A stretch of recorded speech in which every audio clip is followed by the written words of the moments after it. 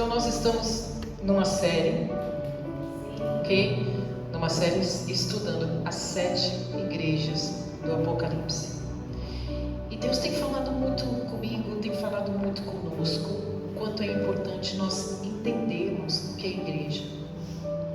Porque Cristo é o noivo e a igreja é a noiva. A igreja representa esse amor extraordinário do nosso Senhor Jesus, que nos criou todas as coisas a nosso dispor, para que pudéssemos desfrutar dessa vida que Ele criou. E quando Jesus vem, então, que Ele morre, ressuscita, traz a vida eterna para cada um de nós. Ele realiza a obra mais importante da humanidade, da vida da humanidade, da existência da humanidade. Cristo traz a remissão dos pecados, a remissão da maldade do coração, a remissão das transgressões, a remissão do sofrimento. Então Ele completa essa obra e, além disso, Ele coloca sobre nós a sua vida, dentro de nós a sua vida. Dentro de você habita a essência de Jesus Cristo, o Criador dos céus e da terra, onde habita toda benignidade e bondade.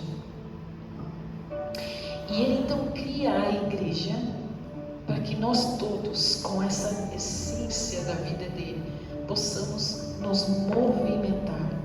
E nos movimentar nessa unidade de amor, respeito, dignidade e integridade, para que o mundo se torne melhor.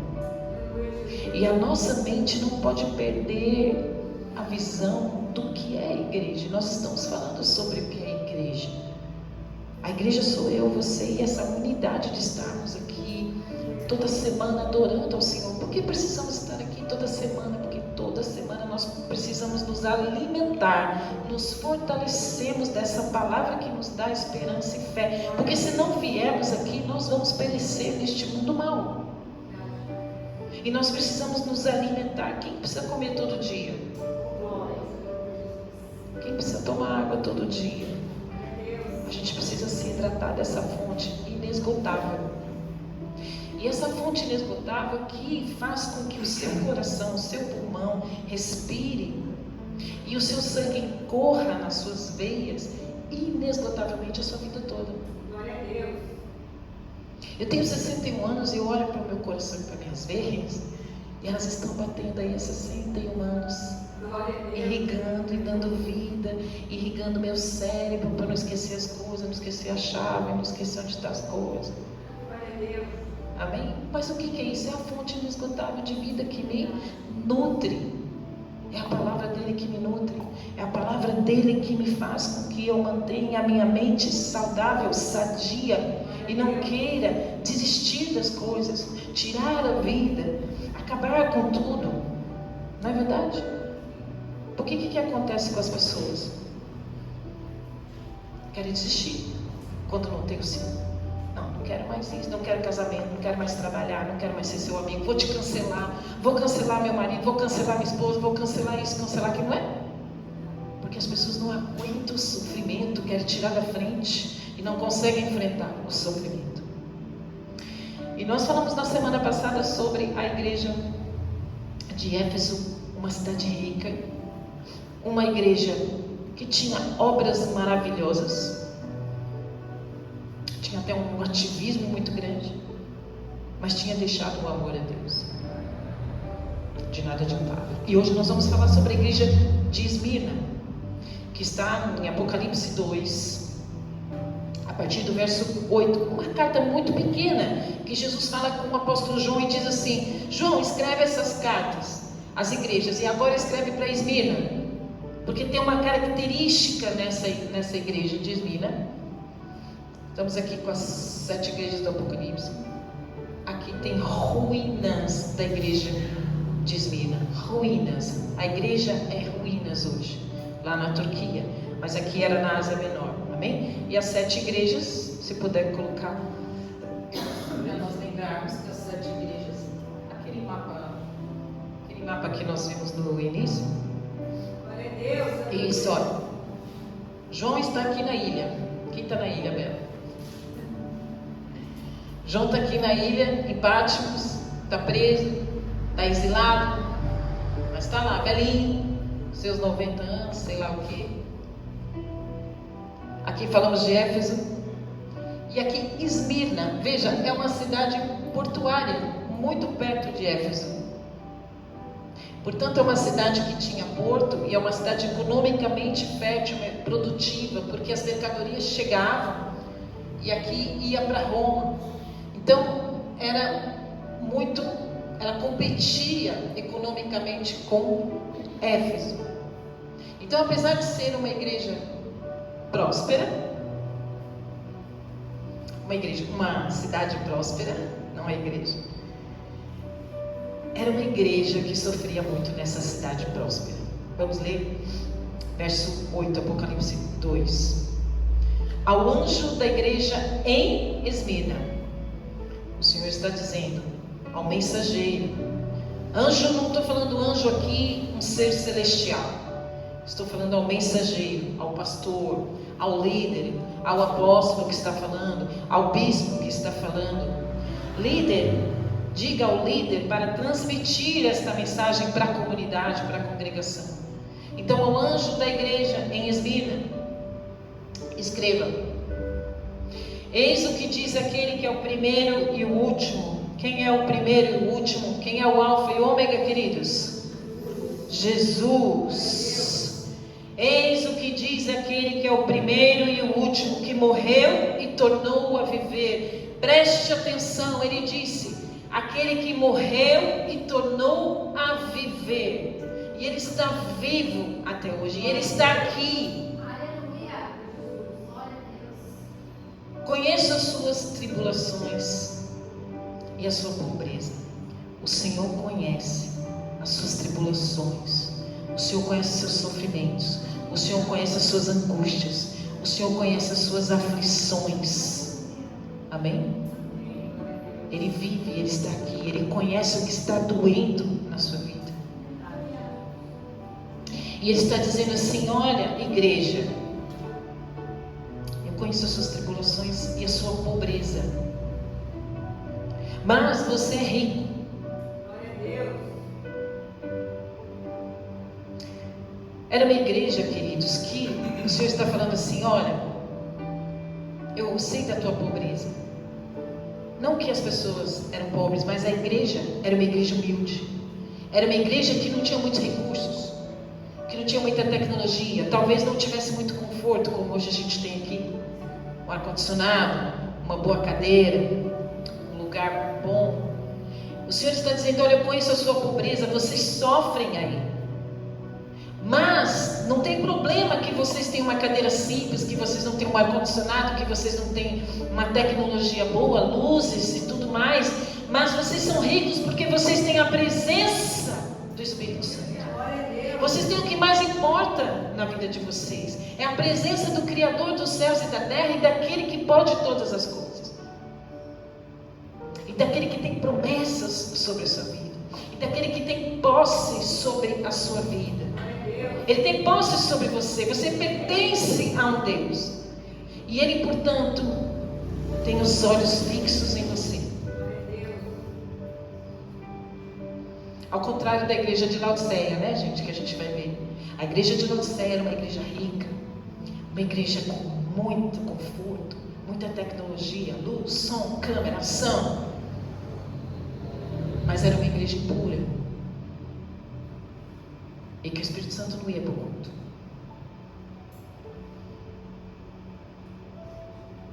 Mas essa igrejinha aqui, de Esmirna, ele dizia: eu sei o que vocês estão passando.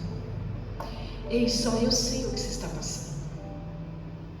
Vocês estão aí firmes, sendo fiéis, mas eu sei o que você está passando. Está difícil, está doendo. Eu sei que vocês estão sendo perseguidos. Mas vocês são ricos, porque vocês têm a mim. E não há maior riqueza, não há riqueza que substitui a presença de Deus. Não há riqueza que te dá alegria, não há riqueza que vá te consolar, não há riqueza que vá fazer com que você permaneça sempre em alegria, em proteção, em vida eterna, em vida abundante. Não há riqueza que permaneça, mas a vida dele permanece em mim e você. Glória a Deus. Ele está dizendo assim: olha, eu conheço a blasfêmia dos que se dizem judeus e não são. No entanto, são sinagoga de Satanás.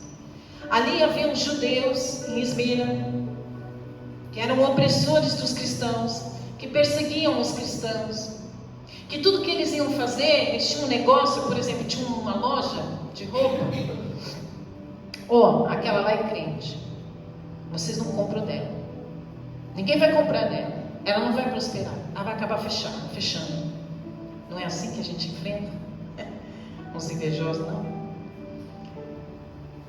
Então acontecia isso em Esmirna. Os judeus eram muito amigos da política, tinham influência política, tinham influência econômica, e eles então influenciavam e perseguiam os judeus para que eles não se prosperassem, para que eles não tivessem condição, para que a igreja não prosperasse. E aí então o Senhor está dizendo: olha, eles são sinagoga de Satanás. Quando eles se reúnem, porque sinagoga era o local que os judeus se reuniam. Então quando eles se reuniam justamente para planejar o mal dos cristãos. Já viu gente que se reúne para planejar o mal dos cristãos? Para falar mal dos cristãos? Para praguejar os cristãos? Acontece até hoje. As coisas se repetem, né? A palavra é viva e eficaz, é a mesma palavra para hoje, esta palavra.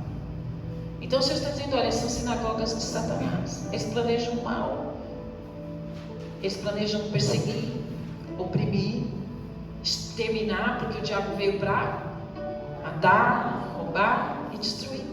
Então a palavra de Jesus está dizendo: sinagoga de Satanás, né? A gente não está falando do diabo, não. E ele está dizendo assim: não tenha medo do que você está prestes a sofrer. Uau! Difícil, né? Quando Deus fala assim: não tenha medo, vai chegar um vento aí. Glória a Deus. A gente treme, né? Mas ele está dizendo: eu estou com você. Essa leve e momentânea tribulação produzirá um peso eterno de glória. Não tenha medo, porque eu estou com você, eu estou nisso, eu sei que vai acontecer. Eu já sei, eu já estava prevendo que isso ia acontecer, e eu já tenho algo lá na frente para te livrar, para te restituir, para restaurar.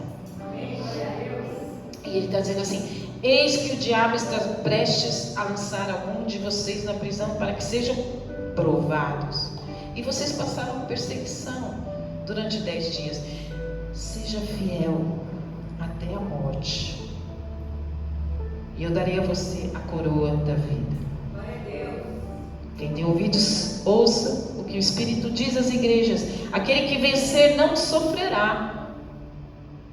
Uau! Há um sofrimento antes, mas ao você vencer, Glória a Deus. não sofrerá de modo algum a segunda morte. Glória a Deus. Por que, queridos? A segunda morte. Porque ele morreu e ressuscitou, nós também morreremos no físico, mas ressuscitaremos com ele. Glória a Deus. E teremos vida eterna, e receberemos a coroa, e não teremos uma segunda morte. Significa a vida eterna. E os nossos olhos e a nossa mente precisam estar focados na vida eterna, porque a nossa vida aqui é passageira. Quando nós menos esperamos, a nossa vida se vai, e vamos encontrar com o Senhor, e nós vamos o que? Receber uma coroa, ou vamos receber a segunda morte? A segunda morte é a morte eterna. Então o Senhor está dizendo: olha, vocês vão ter tribulações. Porque normalmente Jesus dizia às igrejas: olha, eu conheço as suas obras. Jesus fazia um elogio, né, para a igreja: eu conheço, vocês são ótimos nisso aqui vocês estão errando. E aí depois ele dá um conselho. Mas aqui em Esmirna ele fala: eu sei que vocês sofrem, e está tudo bem. Tem vezes, queridos, que vocês encontram umas pessoas, e tem vezes que em nossas vidas há momentos que você diz assim: não, Deus me esqueceu. Jesus não está me vendo. É tanto sofrimento que você fala, quanto mais eu oro, mais o diabo aparece. Parece que você fala assim. E Jesus fala, eu sei dos teus sofrimentos e está tudo bem. Está tudo bem. Vai ficar tudo bem. Porque eu estou zelando, eu estou cuidando, eu estou trabalhando. E está tudo bem. Esmina representa a igreja perseguida de hoje. Naquele tempo, primeiro e segundo século, até 313 mais ou menos. Até o ano 313, depois de Jesus Cristo. Os cristãos foram terrivelmente perseguidos, queridos. Os cristãos iam para as arenas serem comidos pelos leões. Imagina assim você ser enterrado aqui, ó, só com a cabeça de fora e o leão vem te comer. E sabe o que eles faziam? Louvavam. As famílias inteiras iam para a arena, onde havia uma grande multidão, milhares de pessoas sentadas, ímpios, impiedosos, iníquos, injustos, que aplaudiam a morte dos cristãos. Cristãos eram queimados na cruz. Cristãos eram queimados vivos em fogueiras.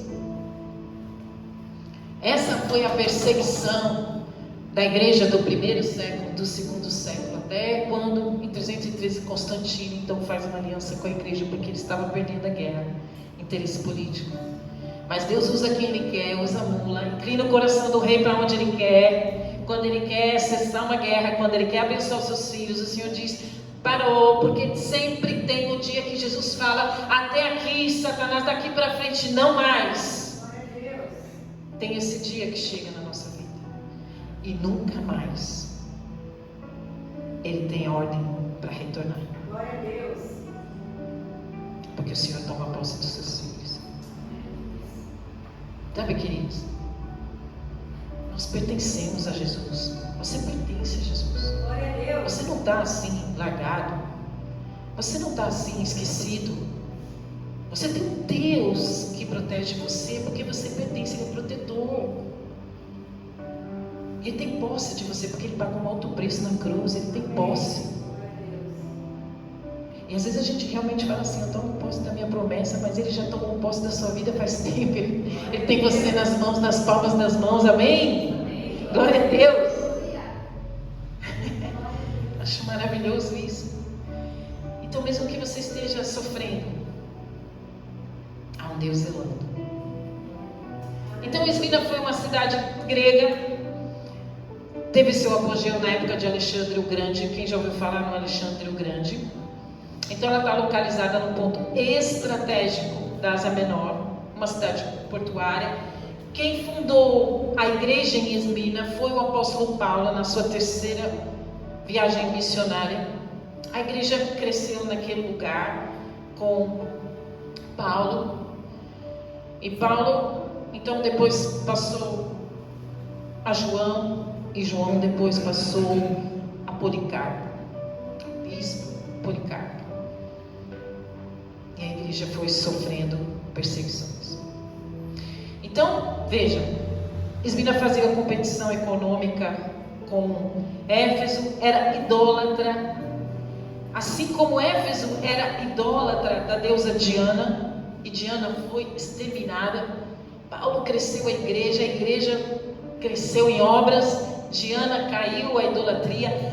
A cidade de Esmina também adorava a deusa de Roma.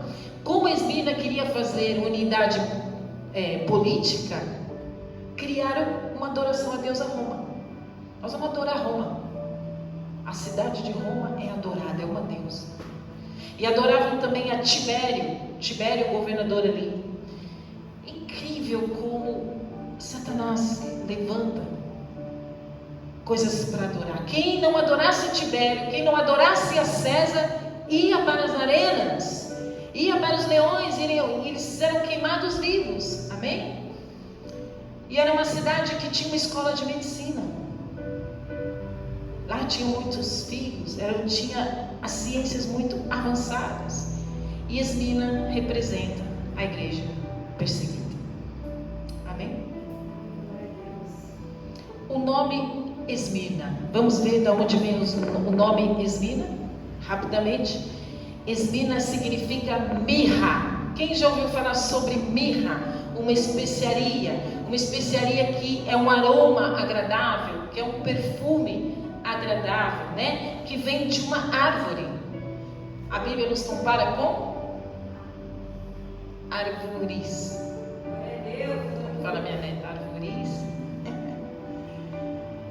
E então, quando se faz uma incisão na casca da árvore, uma incisão, quando tem um corte. Quem tem dor quando corta você? Quando faz uma incisão no seu coração, dói, é sofrido. Mas dessa incisão da árvore sai um perfume suave. Por que sai um perfume suave da sua árvore? Qual a sua essência?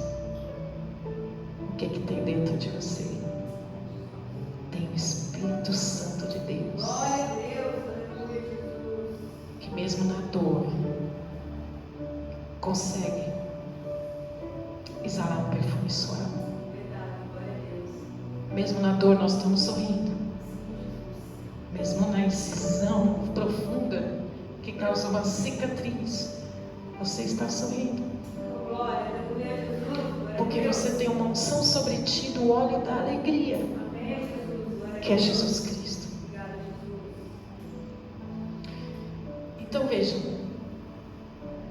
o Salmo 45, achei lindo isso, estava estudando, por isso que eu falei, o Senhor falou muito comigo. Como hoje falou o Salmo 32. O Salmo 45, se puder colocar, fala do relacionamento de um casal. E o relacionamento do noivo com a noiva. O relacionamento de Jesus com a igreja. Ei, igreja, você pertence a Cristo. Você faz parte da igreja de Cristo. Você faz parte da noiva de Cristo. E Ele espera que um cristão que foi salvo, que reconhece o sacrifício da cruz, esteja na igreja. E diz assim o Salmo, versículo 7.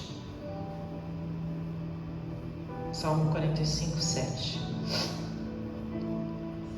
Eu vou falar na NVT, ok? Nova versão traduzida. Amas a justiça e odeias o mal. Veja que coisa linda. Jesus ama a justiça e Ele odeia o mal. Ok? Por isso Deus, o teu Deus, Deus Pai, te ungiu a Jesus. Derramou sobre ti o óleo da alegria, aleluia, mais que sobre qualquer outro. Foi derramado sobre ti o óleo da alegria. O óleo da alegria que é a vida de Cristo, que é a alegria da esperança de uma vida transformada, renovada, restaurada, restituída. Mirra, verso 8. Aloés e cássia perfumam tuas roupas, em palácios de marfim, instrumentos de cobre. Sabe, gente, Jesus está falando assim, que se Ele ama a justiça, Ele odeia a iniquidade. Está falando do amor pela retidão, pela integridade, rejeição da injustiça e sobretudo, que Ele reconhece aqueles que seguem o caminho. Você precisa amar a retidão. Você precisa rejeitar a injustiça. Você precisa ter amor àquilo que Ele ama. Deus não apenas observa você, mas celebra e honra aqueles que mantêm a sua integridade, mesmo quando o mundo à sua volta pode estar repleto de desafios. Então veja, nesse Salmo 45, está dizendo assim: Ele derramou óleo sobre você de alegria. Quando você recebe um sofrimento, quando você recebe uma facada, quando você recebe uma seta maligna, porque nós recebemos todos os dias uma flecha afiada em nossa alma, em nosso coração, Ele está dizendo: ei, o óleo que eu te ungi de alegria está sobre ti, e as suas vestes vão cheirar muito bem, porque o perfume que vem da sua alma será exalado, porque é o perfume que eu tenho de você, em você, porque eu te amo e você me pertence. E este amor que eu tenho por você, apesar do sofrimento, eu consigo te restaurar internamente, porque meu amor e a minha alegria é suficiente para você. É isso que acontece conosco. É isso que acontecia na igreja de Esmira. Eles estavam falando de ser fiel. Ame a integridade, ame a justiça, ser fiel até a morte, porque mesmo depois que vocês morrerem, vocês não vão passar pela segunda morte.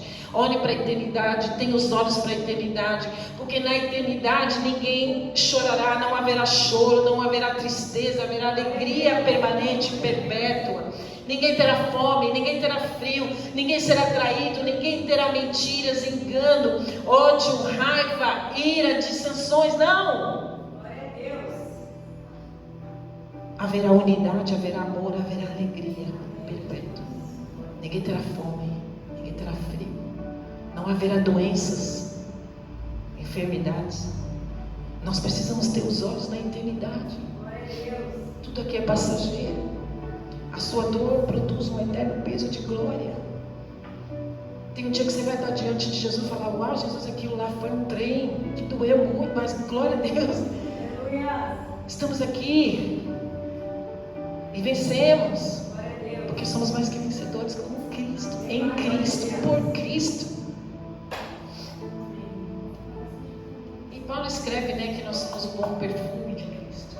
Ele nos unge com esse óleo de alegria, esse óleo de mirra. A mirra, que é o bom perfume, está em nós. Amém? E a mirra também é remédio. Sabia que a mirra era remédio? Gente, olha que coisa linda. A mirra era bom perfume. E a mirra era um remédio caro para chuchu, valioso para chuchu. Porque assim como te feriram, te cortaram, você sangrou, sua alma sangrou de dor, de traição, mentiras, planos maus, perdas.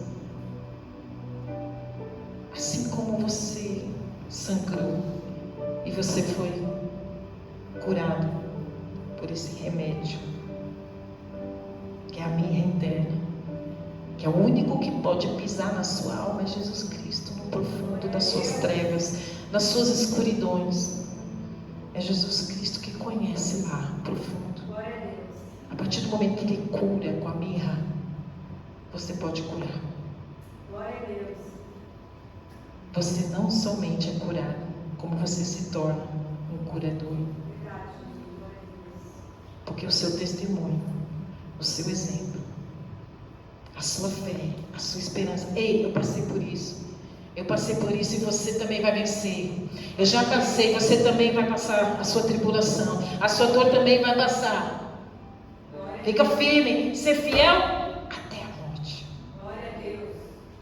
Porque a sua vida vai ser uma vida para Jesus Cristo. Amém. Glória a Deus. E Ele vai te sustentar. E Ele vai cicatrizar essas feridas. Essas feridas que sangraram, que doeu e que você fala: por quê? Quantas vezes você fala: por quê? Ele fala: e eu estou contigo. Tem um porquê. Tem um porquê, porque você vai curar muitas pessoas e o seu testemunho vai ser melhor e maior do que isso que você passou. Porque se a sua vida fosse tudo certinha, querido, fosse uma vida tudo certinha, o que você poderia ser de instrumento de bênção para os outros? Você vai dizer: olha, eu passei isso aqui, doeu para chuchu, foi uma perda imensa, foi algo que feriu meu coração, sangrou, mas olha o que o Senhor fez. Ele fez maior do que eu pensei ou imaginei, porque diz a palavra dele. Porque Ele faz infinitamente mais e melhor do que possamos pensar ou imaginar. E Ele faz, e Ele faz. Glórias, gratíssimo. Amém?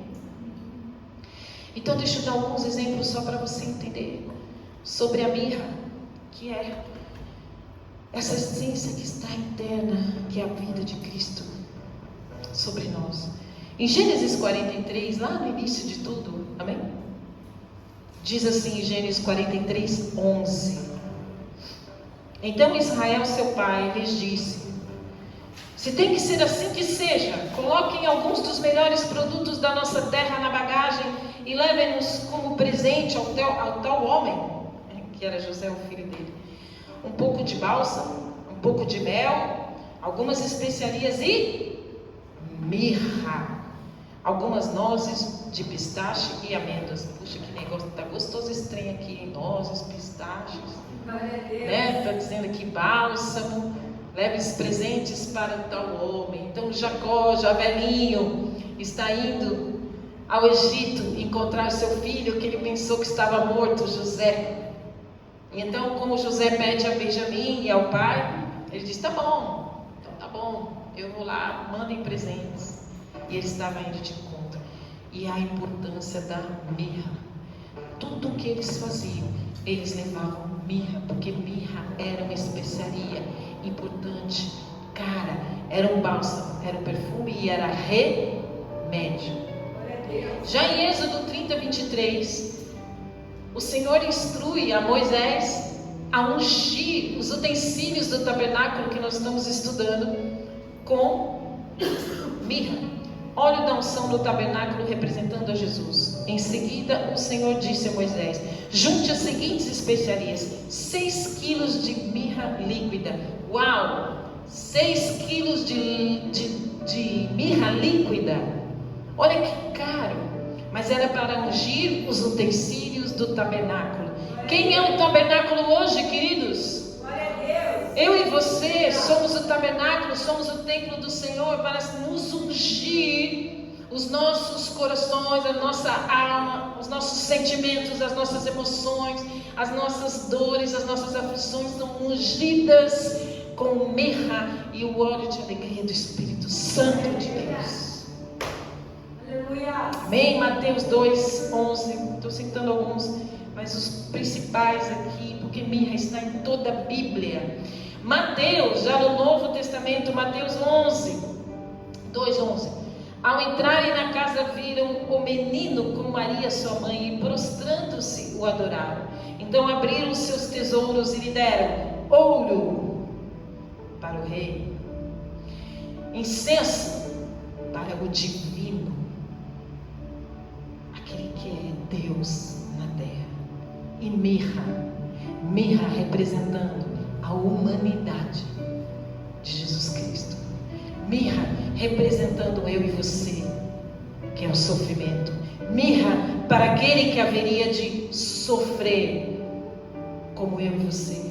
Por isso que ele entende o seu sofrimento e o meu sofrimento, porque ele sofreu na terra por mim e por você. Então a mirra era para ele que haveria de sofrer, o Deus homem. Amém? João 19:39. E ele estava acompanhado de Nicodemos, aquele que antes tinha visitado Jesus à noite. Olha como a Bíblia diz: Nicodemos levou cerca de 34 quilos de mistura de mirra e aloés para ungir o corpo de Jesus Cristo já morto. Nicodemos, aquele que era um fariseu, que era um religioso, cheio de dúvidas, mas que encontrou com Jesus e teve um encontro que foi um divisor de água, como na sua vida hoje pode ser um divisor de água. O encontro com Jesus hoje é aquele que mudou todo o pensamento e entendimento de Nicodemos, que era somente religioso, que não vivia o Espírito Santo, que não fluía no Espírito Santo a fé e a esperança de um Deus maravilhoso, benigno, cheio de graça, que veio não para acabar com os romanos, mas veio simplesmente para salvar a humanidade e perdoar os pecados. Nicodemos descobriu isso e disse: uau, ele me ama, e ele veio somente perdoar os meus pecados, e eu não preciso fazer nada. Não, você não precisa fazer nada. Não, Nicodemos, Deus. Não precisa fazer sacrifício de bode, de carneiro, de ovelha, nada. Você simplesmente precisa crer que Ele é o Deus vivo, Filho de Deus, Pai. Nicodemos falou: uau!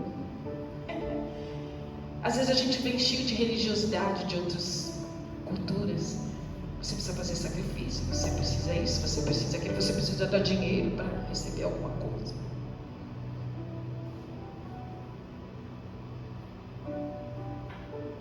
Você só precisa crer. Não deixe que os outros te enganem. Não deixe que os outros te manipulem. Deus não quer nada, só sua fé e seu amor.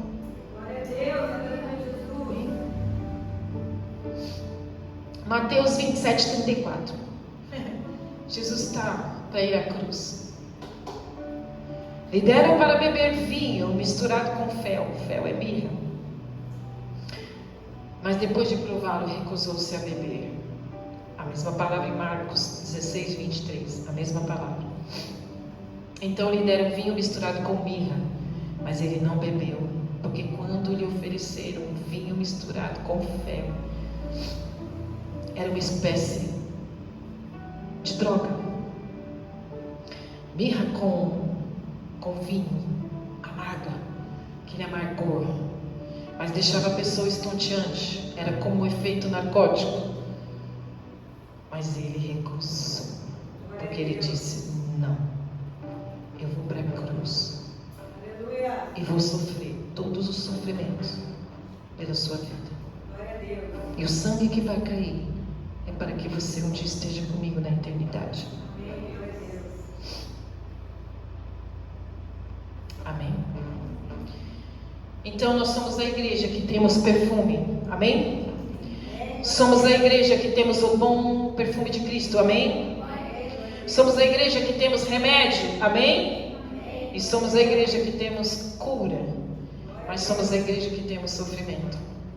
E está tudo bem. E está tudo bem. E haverá momentos em que a dor servirá para o benefício. Paulo diz assim para os filipenses. Quero que saibam, irmãos, Filipenses 1, 12. Quero que saibam, irmãos, que aquilo que me aconteceu tem antes servido para o progresso do Evangelho. Paulo estava na prisão. Paulo estava sendo açoitado. Paulo estava sendo perseguido. E lá, muitos se converteram. Glória a Deus. Muitos se converteram, porque apesar dos sofrimentos, Paulo exalava o bom perfume de Cristo. Paulo não tratava o mal com o mal. Paulo não tratava a ira com ira. Paulo não respondia uma afronta com afronta, porque Jesus nunca fez isso. Olhem para Jesus, veja se Jesus levantou alguma espada, veja se Jesus xingou alguém que o perseguiu, que o bateu, veja se Jesus foi arrogante. Não, Jesus foi manso, foi suave, apesar dos seus sofrimentos serem muitos. Se você está com peso, lança sobre Ele, porque Ele derrama sobre ti um fardo leve e suave. Troca o fardo com o Senhor. Vinde a mim todos que estáis cansados e oprimidos, e eu vos aliviarei. Aprendei de mim que sou manso e suave. Amém? Então, queridos, eu espero que tudo isso você entenda que é para nós refletirmos que tipo de fé nós temos. Vivemos num país ocidental aqui, não temos perseguições de morte. Ninguém aqui vai para as arenas. Mas temos irmãos em todos os outros países, na China, nos países árabes, na Coreia, em outros países, são perseguidos de morte. E eles morrem. E eles morrem louvando a Deus, não negando a Jesus. Porque eles sabem que há uma coroa à espera deles. E nós precisamos ter essa visão da eternidade. Mas quem somos nós? Quem somos nós quando estamos passando tribulações? Quem somos nós? Para onde você corre quando você está passando tribulação? Para onde você vai quando você está sendo perseguido, caluniado, invejado, trapaceado, traído? Que tipo de fé você tem? Pode desligar, filho, o som, por favor. É uma fé inabalável a sua? Ou você desiste? Nós precisamos olhar para duas pessoas: Pedro ou João. Pedro, no momento em que veio as tribulações, Pedro negou. Amém? Pedro fugiu. E João? Pedro fugiu da cruz.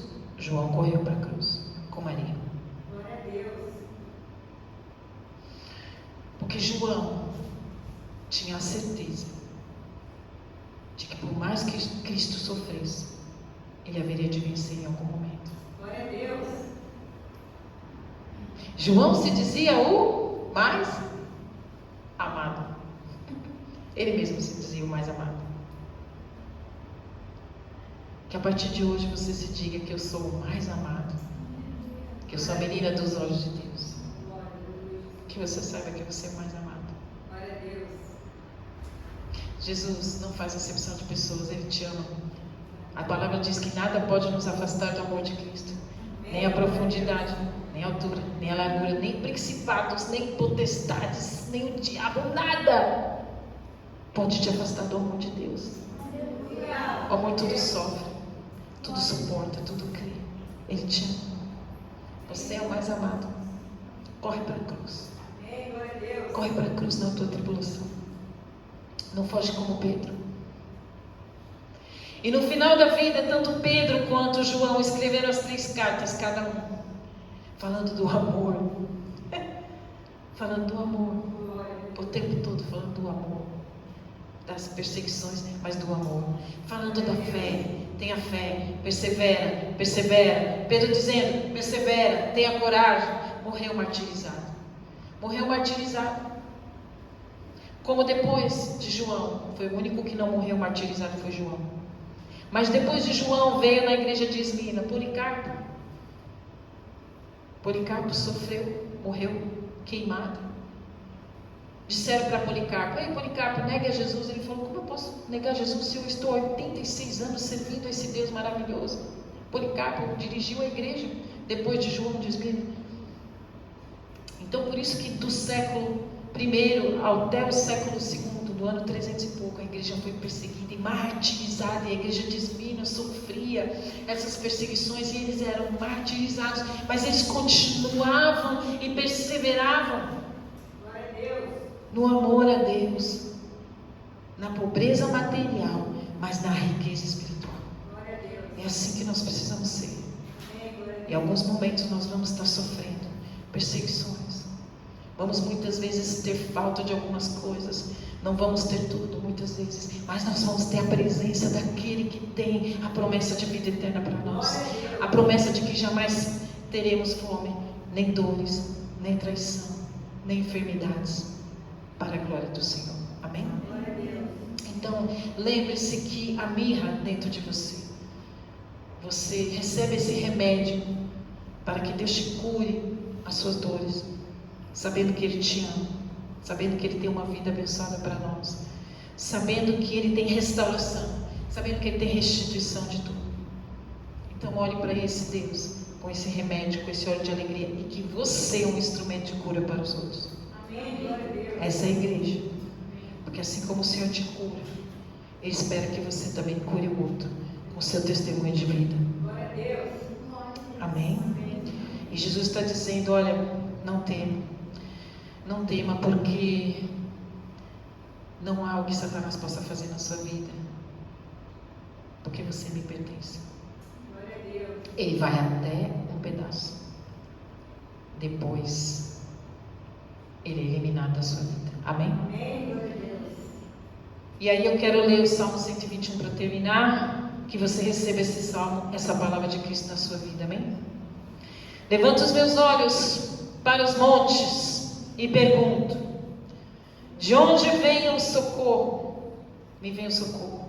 O meu socorro vem do Senhor, que fez os céus e a terra.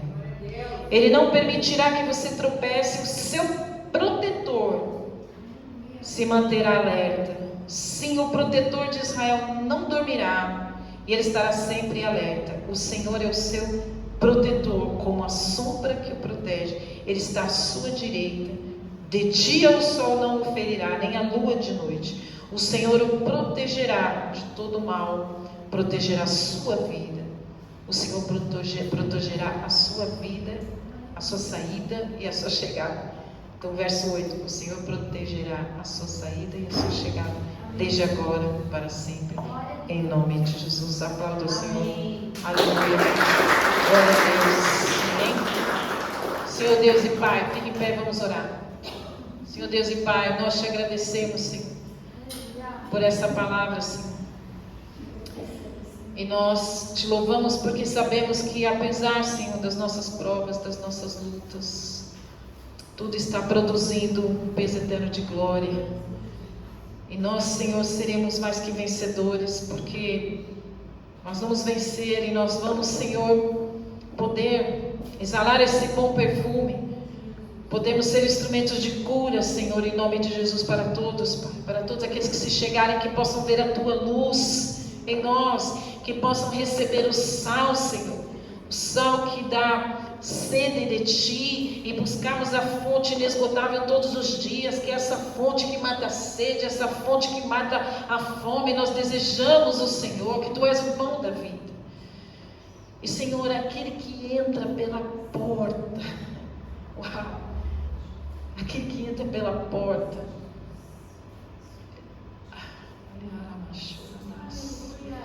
aquele que entra pela porta, a porta é uma passagem, a porta é uma decisão.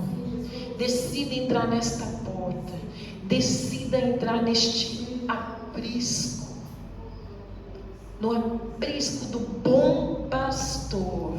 Ele diz: eu sou o bom pastor, eu sou a porta das ovelhas. Nós queremos entrar, Senhor, no teu aprisco. E recebemos de Ti o teu cuidado, o zelo. E a partir do momento que nós entramos nessa porta, nós pertencemos àquele que pode todas as coisas, ao Deus poderoso, que continua no controle, que continua no governo, que continua criando, que continua expandindo, que continua crescendo, protegendo, zelando, abençoando as nossas vidas. Abençoa as nossas vidas, Senhor. Nos protege. Guarda a nossa entrada, a nossa saída. Abençoa o trabalho das nossas mãos, abençoa a nossa saúde, nos dá saúde, derrama o bálsamo de alegria, de esperança, de uma nova vida. Dirige os nossos pensamentos, dirige os nossos passos, Pai, em nome de Jesus. Que possamos não olhar para as circunstâncias, nem para os sofrimentos, mas que possamos olhar por cima dos montes, porque o Senhor derruba os montes, o Senhor tira os montes, o Senhor aplana as veredas, e faz da nossa vida uma vida íntegra, uma vida digna. O Senhor restaura a nossa dignidade, a nossa integridade, porque amamos a justiça como o Senhor ama a justiça, Senhor. E louvado seja o Senhor. Louvado seja o Senhor para todo sempre, para toda glória. E nós, Senhor, desejamos estar contigo e recebemos a coroa. Guardarmos a fé e recebemos a coroa da vida um dia, Senhor. Um dia, Senhor, estarmos felizes para sempre contigo. E vemos nossos irmãos, a tua igreja, a tua noiva contigo, Senhor. Nesse dia glorioso para ti, Senhor. Agora, igreja, e há alguém aqui que queira se reconciliar com Jesus? Há alguém aqui que deseja fazer essa oração de que Jesus Cristo seja o Senhor e Salvador, e dirija a sua vida, e abençoe sua vida, aplane as veredas, e que o Senhor Jesus seja esse caminho, o único caminho vivo para Deus, o único caminho vivo para a eternidade. Há alguém que deseja fazer esta oração comigo? Aqui, levante a mão.